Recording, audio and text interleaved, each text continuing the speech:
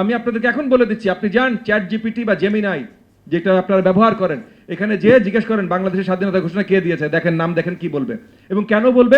কারণ বিগত 15-20 বছর সময় নিয়ে মেধা খাটিয়ে একটার পর একটা রিসার্চ পেপারে, একটার পর একটা পাবলিকেশনে একটা সরকার দায়িত্ব নিয়ে পুশ করেছে একটা নাম সব জায়গায় ইতিহাস বিকৃত করার জন্য। তো ইতিহাস তো ভাই আকাশ থেকে আসে না, ইতিহাসবিদরা লেখে নাকি? হ্যাঁ, আপনারা কেউ ইতিহাস স্বপ্নে পেয়েছেন না ইতিহাসের বইতে পড়েছেন? তো ইতিহাসের বইটাতে একে একে চলে এসেছিল, নাজিল হয়েছিল, নাকি কোনো একজন ইতিহাসবিদ রচনা করেছিলেন? তো 20 বছর ধরে যদি একটার পর একটা ইতিহাসবিদকে দিয়ে ভুল তথ্য রচনা করানো হয়, তখন রেকর্ডে কোন জিনিসটা যায়?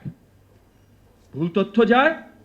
আজকে আপনি আমাদের পাঠ্যপুস্তক কি যেটা বললাম, Gemini, chat GPT, Claude AI, এগুলোতে দেখেন এগুলো আপনাকে ওই উত্তরটাই দিবে। তাহলে আমাদের দায়িত্ব আছে না এখন সঠিক ইতিহাস আবার উন্মোচন করা? তো সেই দায়িত্ব নিয়েও আমাদের সরকার এখন কাজ করছে। আপনারা মনে রাখবেন, শিক্ষা ব্যবস্থা সামান্য জিনিস না। এগেন এমপি মহোদয় এই কথাটা বলেছেন যে জাতির মেরুদণ্ড। তো আপনার মেরুদণ্ড নিয়েও যেমন হেলা খেলা করা যায় না, তেমন জাতির মেরুদণ্ড নিয়েও হেলা খেলা করা যায় না। তো শিক্ষা ব্যবস্থার কোনো কিছু তাড়াহুড়া হুটহাট এরকম করে করা যায় না। কারিকুলামে বদল আনবেন, সময় নিয়ে আনতে হবে। শিক্ষকের ট্রেনিংয়ে বদল আনবেন, সময় নিয়ে আনতে হবে।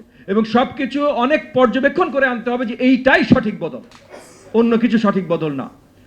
আমাদের সরকার এই সব মেজারমেন্ট অ্যাসেসমেন্টের কাজ এখন করছে। আমরা আশাবাদী 2028-এর শুরুতে আমরা পরিমার্জিত একটা কারিকুলাম রিইন্ট্রোডিউস করতে পারবো, ট্রেন শিক্ষক রিইন্ট্রোডিউস করতে পারবো।